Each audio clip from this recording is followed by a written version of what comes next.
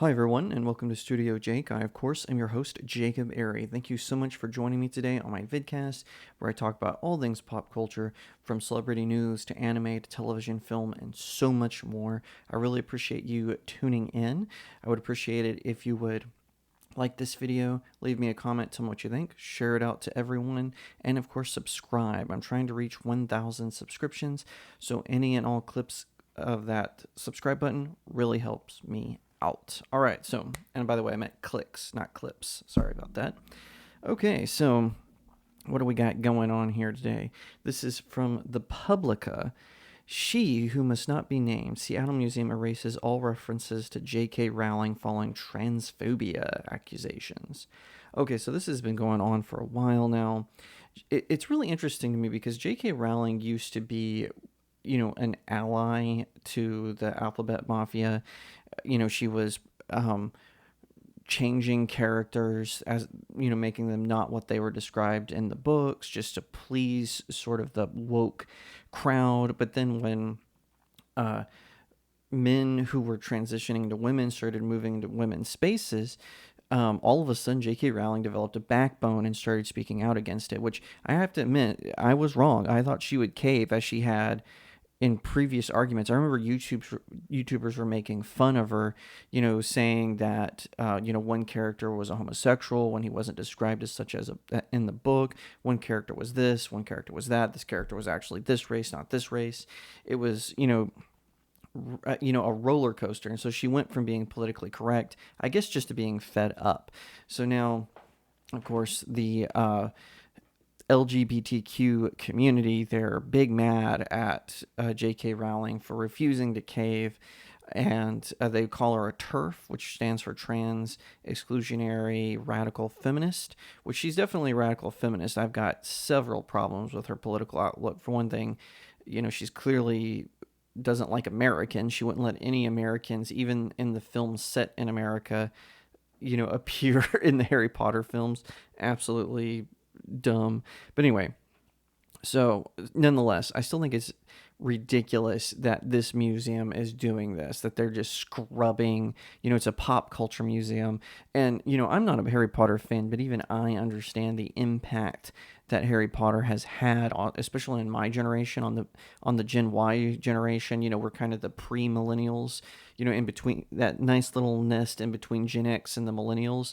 We've got, and millennials as well. So I think it's ridiculous that a museum of pop culture would just sort of erase her from their, from their exhibits in a blatant case of cancellation and censorship. Fortunately, J.K. Rowling has made herself uncancelable. Cancelable? Anyway, she can't be canceled is the bottom line. Gina Carano did the same thing. She just fought the machine. And so when people try to cancel you, you can fight back. Keep that in mind. So this is from the Publica, as I said earlier, from their reporter Natasha Bias. I hope I'm pronouncing that correct. Natasha, if you're watching, I apologize if I mispronounced your surname. Correct me in the comments. All right. Seattle's Museum of Pop Culture, MooPop, has reportedly removed all references to best-selling author J.K. Rowling from their displays, accusing her of being hateful and divisive for expressing her criticism of gender ideology. According to pro-LGBTQ outlet Pink News, a transgender employee at the museum published a blog post in May describing Rowling as problematic for her views on transgenderism. Also among the accusations lodged against the Harry Potter author, the employee said she supported anti-Semitic creators, racial stereotypes, fat shaming, and had failed to include LGBTQIA plus characters in her iconic book series. In an apparent effort to prevent Rowling from getting publicity, the author, who is also by the author they mean the blog post author, who's also the exhibitions project manager of the museum, refers to her as you-know-who in the post. After providing some history about Rowling's transphobic statements, Chris Moore finishes the entry by outlining some of the things MooPop is doing to combat her hateful views. If you've visited the museum recently, Moore writes, you will have seen artifacts from the Harry Potter films and fantasy worlds of myth and magic gallery in her likeness in the science fiction and fantasy hall of fame. They're there, and trying to dance around it would make me look like a bigger hypocrite. But here's the deal: it's complicated. Continuing, Moore explains that the museum has had long conversations about what to do with problematic people and content because instances like this are going to keep happening. Adding that, while the Harry Potter series is a major player in the pop culture sphere, we wanted to give credit to the work of the actors, prop makers, and costume designers in our fantasy gallery. We learned that you-know-who was a problem, which is why you'll see the artifacts without any mention of the or image of the author. If I was JK Rowling, I would sue. I mean, if someone took my fantasy series and wanted to put it in a museum but refused to give me credit, I would sue over that. Moore's post also points out that while Rowling was inducted into the Science Fiction and Fantasy Hall of Fame by public vote in 2018, before she became the face of trans-exclusionary radical feminist turf, the curators have removed artifacts relating to Rowling to reduce her impact. Pointing to other allegedly problematic individuals honored in the Hall of Fame, Moore vows that the museum will continue to learn and adopt ways to provide context to creators through the museum's blog and in-gallery QR codes.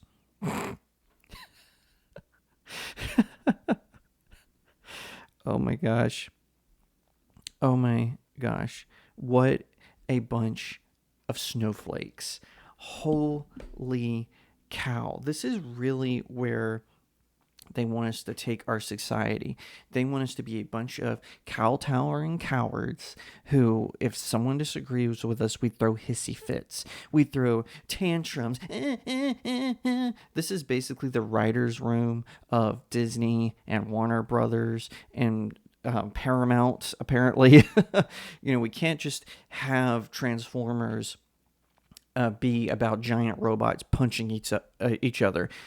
We've got to include all this woke ideology. It can't just be about Batman getting a vengeance and stopping or helping to stop the victimization of Gotham so people don't have to suffer the way he does. It can't just be about Spider-Man knowing that he's got all this power and that he has to save people because it's his responsibility. It can't just be about those themes. No, we've got to throw in this person. We've got to race swap this person. We've got to gender swap that person. We've got to change the orientation of this character. It never stops. And if these major companies, the people who curate these IPs, if they had just stopped it off from the beginning, instead of listening to Tumblr and Instagram and Twitter, this would not be a problem. But no, the inmates are in charge of the asylum. And so now we've got little whiny brats running around, people in charge of museums, people writing, magazine articles, people writing in scientific journals, people who are supposed to be teachers and historians. No, we've got to change everything. We've got to make British queens who are white. We've got to turn them black. We've got to make Egyptian queens who were Macedonian. We've got to make them black. Everything has to be. Notice it never goes the other way, right? So if I was to, write a story about Black Panther but make the protagonist white, I would be called a racist. But because Jim Gordon in the Batman, which this is no statement about the actor in general, but I just mean we can't keep Jim Gordon Irish, right? He's got to be a black guy. It can't be. We have to always be changing things to please some weirdos on a blog or on social media. It's stupid, it's infantile, and I don't think it's going to sustain itself. I really hope that with this, if one good thing comes from the SAG strike and the WGA strike and these strikes with the LA workers, is that this will create a purge where we can get rid of some of these whiny snowflakes who for some reason have garnered all this power over our pop culture. It is ridiculous. It is silly. And you know what? I used to be anti-gatekeeping, but with comments like this, I am pro-gatekeeping now, especially for these franchises that you love. Tell people off. Tell them the real history. Tell them the lore.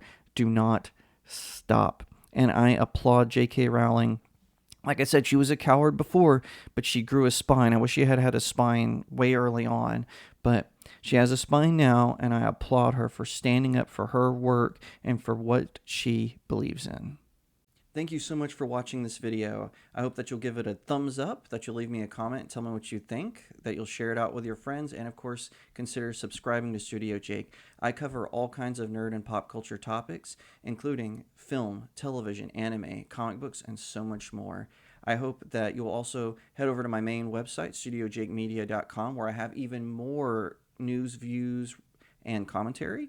Also, if you'd like to support the channel, head over to my locals page. That's studiojakemedia.locals.com. It's the best way to support me. I'm trying to build a little community there. I have exclusive reviews and articles, so definitely head over there and check it out. And I'll see you next time, right here on Studio Jake.